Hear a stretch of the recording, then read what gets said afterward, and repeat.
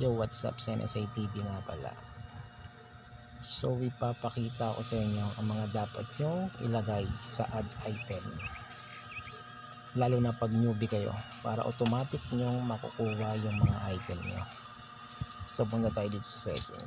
Yan, as obtaining, as lagyan nyo ng check tong add item, extra item pala. So yan ang ilalagay nyo: dimensions, paper, coin, evolution, upgrade, talisman, box of kundun +1, +2, +3, +4, +5. Yan mga lagay nyo. So yun ang nilagay ko.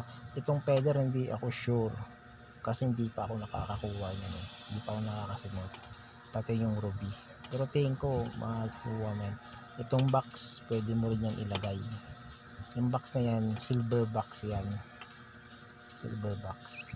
So dito lang ay maglalagay ng dyan ng lalagay nyo, tapos i-add nyo lang, tapos save. Huwag nyo kakalimutan ni save. Yan. So ito yung silver box, yan automatic makukuha mo yan once na nakalagay siya dun sa mismong setting mo dito, lalo na pag newbie ka, para hindi ka mahirapan.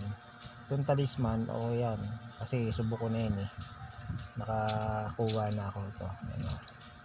So pangit kasi hindi siya pwedeng ibenta sa store, gagamitin mo lang talaga siya.